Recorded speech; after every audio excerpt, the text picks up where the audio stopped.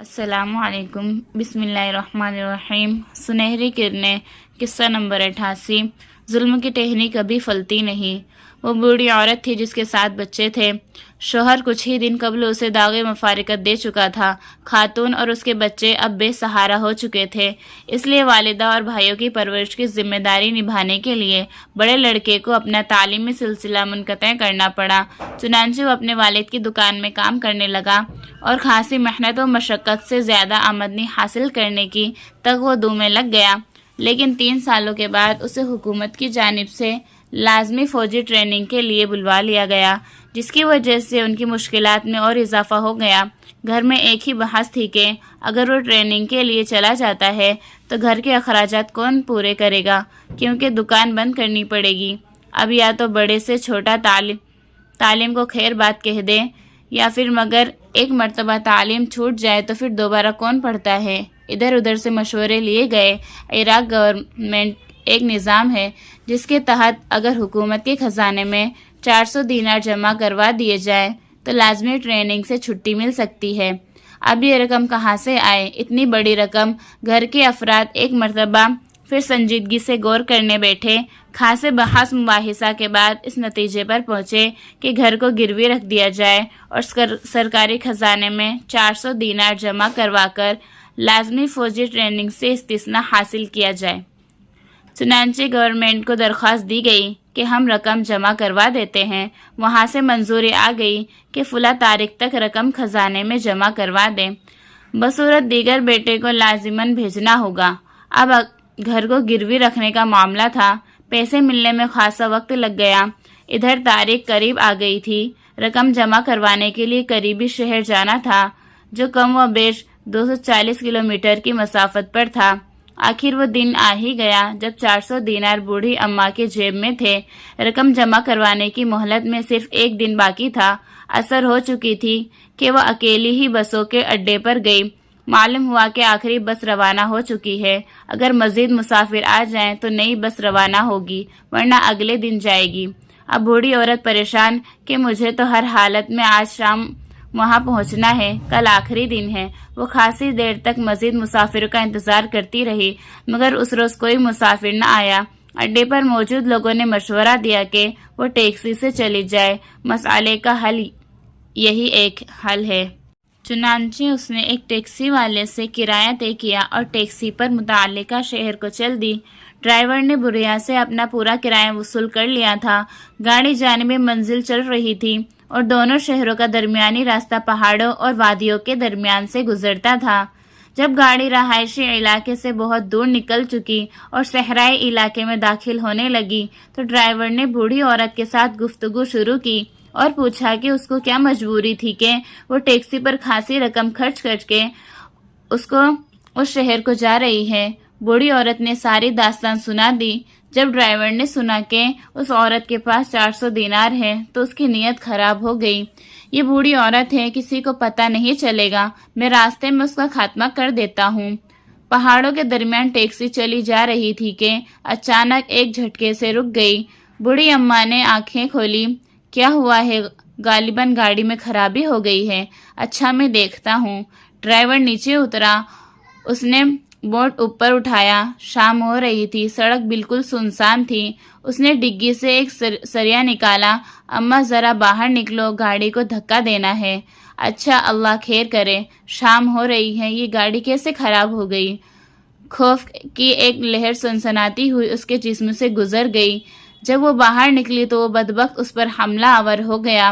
اس کے ہاتھ میں سریا تھا، وہ کہاں تک برداشت کرتی، کیسے سہتی؟ ڈرائیور نے دینار چھین لیے۔ بوڑھی عورت خون میں نہائی ہوئی زمین پر گر پڑی ہے، سانس چل رہی ہے، سڑک سے ذرا دور اپنی زندگی کی غالباً آخری سانس لے رہی ہے۔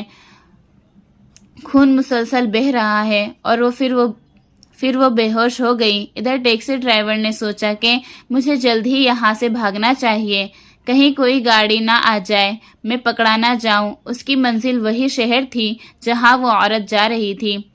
جیسے ہی اڈے میں پہنچا، سواریاں اس کی منتظر تھی۔ واپس نہیں جاؤں گے؟ انہوں نے سوال کیا۔ کیوں نہیں؟ وہ بول اٹھا۔ چند منٹ میں ٹیکسی بھر چکی تھی۔ اس نے واپسی کا رخ کیا۔ اب رات ہو چکی تھی۔ سڑک پر اندھیرا تھا جو آہستہ آہستہ گہرا ہوتا جا رہا تھا۔ قاتل جتنا بھی قوی اعصاب کا مالک ہو، اس کے اندرونی احساسات اسے منزل زک پہنچاتے رہتے ہیں۔ یہ تم نے کیا کر دیا؟ اس کا ضمیر اسے ملامت کر رہا تھا۔ جب وہ اس مقام پر پہنچا جہاں اس نے بوڑھی عورت کو قتل کیا تھا اور رقم چھینی تھی، تو ایک غیر مرئی طاقت نے اسے مجبور کر دیا کہ وہ گاڑی روک کر اس عورت کو دیکھے کہ وہ مر گئی ہے یا زندہ ہے، اور پھر اچانک جائے وہ کوعہ کے قریب اس نے برقیں لگا دی۔ ٹیکسی کے مسافر کچھ نیند کی وادی میں تھے۔ اندر اندھیرا تھا۔ اس نے گاڑی کی لائٹیں عورت پر ڈالی تو وہ ابھی تک ہل رہی تھی۔ مسافروں نے سمجھا کہ ڈرائیور ہوائی ضروریات کے لیے نیچے اترا ہے۔ جب قریب گیا تو وہ آہستہ آہستہ کرا رہی تھی، ملعون عورت، تم ابھی تک زندہ ہو؟ اس نے ادھر ادھر دیکھا۔ ایک بڑا پتھر نظر آیا۔ ابھی دیکھتا ہوں تم کب تک زندہ رہتی ہو۔ بوڑھی عورت نے ایک حسرت بھری نگاہ سے اسے دیکھا، رحم کی اپیل کی، مگر اس پر شیطان مکمل طور پر سوار تھا۔ وہ پیچھے ہٹا اور بڑھیا کو مارنے کے لیے اس نے پوری قوت سے پتھر اٹھایا۔ لمحات کی دیر تھی، ابھی پتھر اس کے ہاتھوں میں تھا کہ اس نے زوردار چیخ ماری۔ پوری وادی گونج اٹھی۔ ٹیکسی کے مسافر بھی گھبرا کر باہر نکلے۔ گاڑی کی لائٹ میں عجب منظر دکھائی دیا۔ ڈرائیور زمین پر گرا تڑپ رہا تھا۔ ایک خوفناک اژدہا تیزی سے پہاڑ کے اوپر چڑھ رہا تھا۔ دراصل جب اس نے پتھر اٹھایا تو اس کے ہاتھ ہی اژدہا تھا جس نے اسے آنن فانن ڈس لیا، اور پھر دیکھتے ہی دیکھتے ڈرائیور مر چکا تھا۔ مسافر جلدی سے بوڑھی عورت کی طرف گئے۔ اس میں جان باقی تھی۔ اس کو پانی پلایا، اٹھا کر گاڑی میں لائے۔ ایک مسافر نے ڈرائیونگ سیٹ سنبھال لی۔ قریبی ہسپتال لے جا کر اس عورت کو داخل کروا دیا گیا۔ پولیس آئی اور اس نے تحقیقات شروع کر دی۔ دوسرے دن بوڑھی عورت کو جب کچھ افاقہ پہنچا تو پولیس نے اس سے حقیقت حال دریافت کی، اور پھر مجرم کے کپڑوں سے اس کے دینار برآمد ہو گئے۔ بڑھیا نے اپنے بیٹے سے بے ہوشی کے عالم میں کہا کہ یہ مال لے کر اپنا عوض فوراً ادا کر دو۔ پھر اس کی آنکھیں بند ہو گئی اور دوسری مرتبہ ایک طویل گشی طاری ہو گئی، لیکن اس کی وفات نہیں ہوئی۔ اور ایک دن ایسا بھی آیا کہ اللہ تعالیٰ نے اس کو صحت عنایت کی، اسے مادی استحکام بخشا اور اس کے حالات بہت بہتر ہو گئے۔ قارئین کرام، یہ قصہ بیان کرنے والا کوئی عام آدمی نہیں جس نے سنی سنائی باتوں کو بغیر جانچ پڑتال کے لکھ دیا ہو، بلکہ محبوب شریف خطاب ہیں جنہوں نے خود جا کر اس بوڑھی عورت سے حقیقت حال دریافت کی ہے، اور وہ اس بوڑھی خاتون کے نئے گھر گئے جس کو اس نے اس آفت کے بعد آباد کیا تھا، اور پوچھا، اے خاتون، جب تو وادی میں زمین پر ڈھیر ہو گئی تھی اس وقت تیری زبان سے کیا دعا نکل رہی تھی؟ اس نے بتایا کہ میں یہ دعا پڑھ رہی تھی، یا جبار السماوات والارض انت عالم بحال فحی لی بقدرتک القادرۃ اسباب دفع البدل النقدی ان ولدی لیعود الی اہلہ ویعولہم یا ربی۔ اے آسمان و زمین کے پیدا کرنے والے، تو میری حالت کو زیادہ بہتر جانتا ہے، اس لیے تو اپنی قدرت کاملہ سے میرے بیٹے کی طرف سے بدلے نقدی ادا کرنے کے اسباب مہیا فرما دے تاکہ وہ اپنے گھر والوں کے پاس لوٹ کر ان کے نان و نفقہ کی ذمہ داریاں سنبھال لے اور ان کی پرورش و پرداخت کر سکے۔ اے میرے پروردگار، تو ہی میری پکار سن سکتا ہے۔